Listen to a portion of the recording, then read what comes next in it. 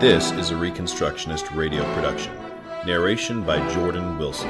Please visit GaryNorth.com/freebooks to download this book in PDF format. Conspiracy in Philadelphia, Origins of the United States Constitution by Dr. Gary North. Publisher Dominion Educational Ministries, Harrisonburg, Virginia. This book is dedicated to the members, living and dead, of Reformed Presbyterian Church of North America, who for over 2 centuries have smelled a rat in Philadelphia. Foreword. This book is the history of a deception. I regard this deception as the greatest deception in American history. So successful was this deception that, as far as I know, this book is the first standalone volume to discuss it. The first version of this book appeared as Part 3 of Political Polytheism in 1989, 201 years after the deception was ratified by representatives of the states, who created a new covenant and a new nation by their collective act of ratification and incorporation. This new covenant meant a new God. The ratification of the United States Constitution in 1787-88 was not an act of covenant renewal. It was an act of covenant breaking, the substitution of a new covenant in the name of a new God. This was not understood at the time, but it has been understood by the humanists who have written the story of the Constitution. Nevertheless, they have not presented the history of the Constitutional Convention as a deception that was produced by a conspiracy.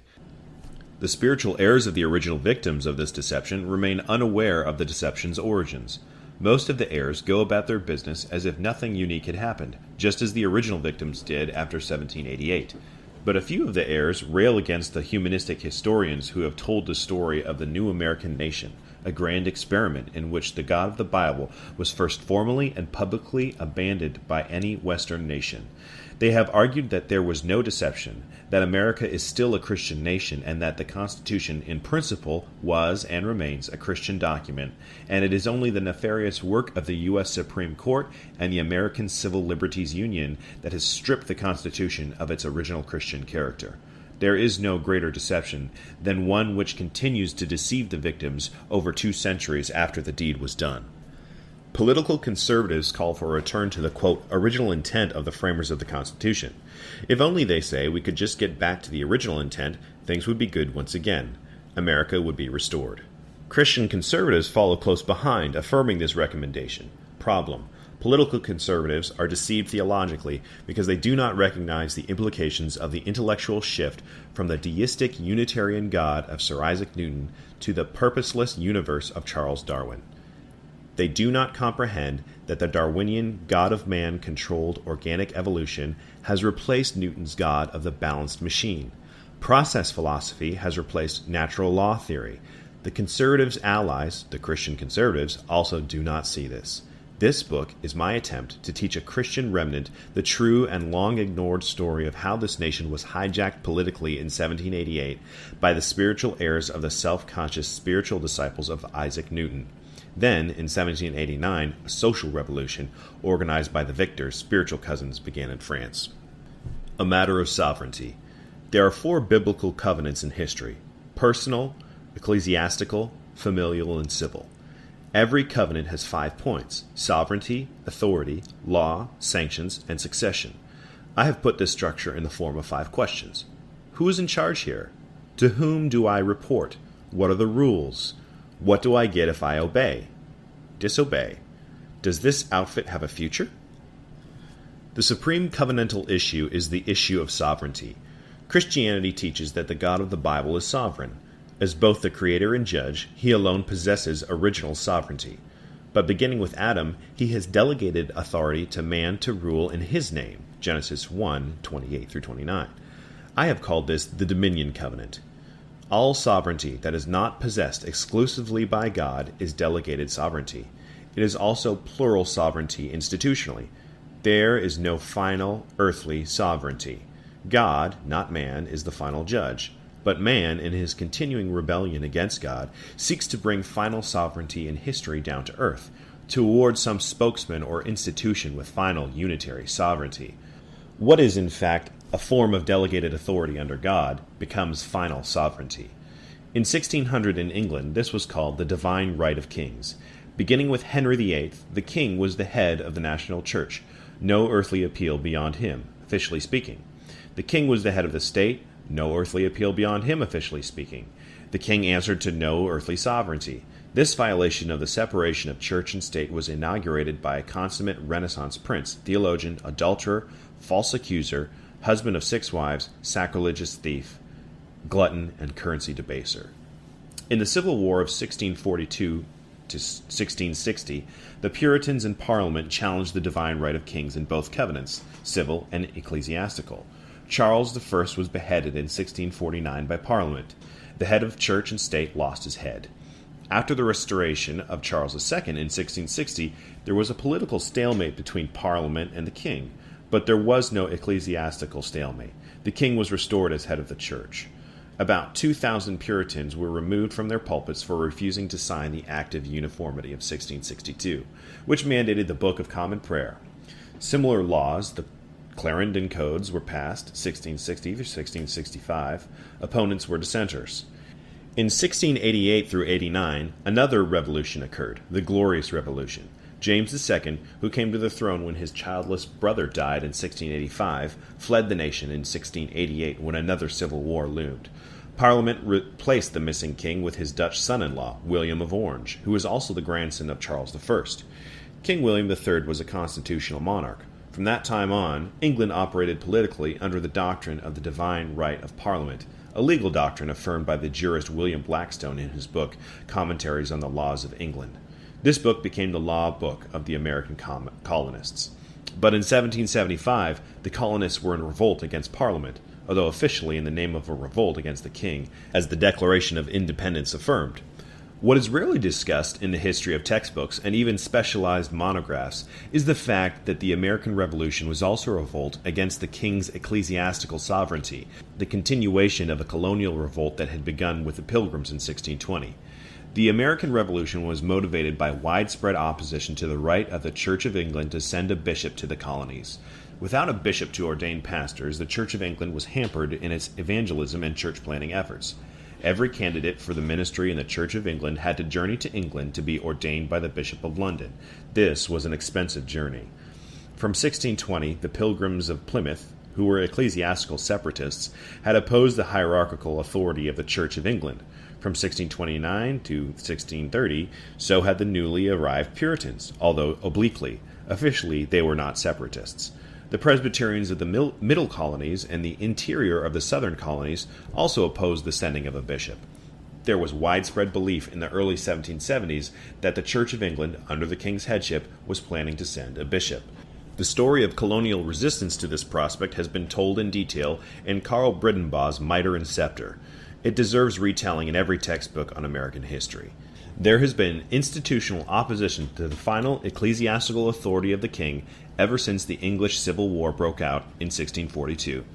The American Revolution was an extension of that revolution in both church and state, but the official language of the justifying documents of America's revolutionaries was confined to civil government. No one in authority on either side of the war focused on the theological ecclesiastical issue of delegated sovereignty, i.e., society-wide institutional authority under God. This moved the American Revolution from what might have been a comprehensive revolt against the king's ecclesiastical authority and also the divine political right of Parliament to a revolt against the divine right of Parliament in the name of a rejection of the authority of the king. But in whose name was this revolt launched? By what legitimate authority? The formal answer came retroactively in 1788. We, the people. This was a new God with a new sovereignty. The Revolution's exclusive focus on political sovereignty was extended to the debates over the ratification of the Constitution. This political focus made possible the Great Deception. Indeed, it was the heart, mind, and soul of the Great Deception. This deception had begun in 1644 when Roger Williams obtained a charter from Parliament for the tiny colony of Rhode Island. The colony officially was neutral with respect to God, a unique political experiment in the history of the Christian West. Members of the chartering committee that had been appointed by Parliament, which was in open revolt against the king and his bishops, either did not notice this omission or did not care.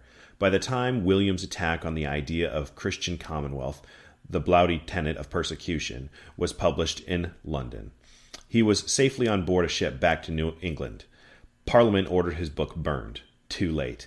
The fundamental judicial issue of civil government is sovereignty, original, final, and delegated.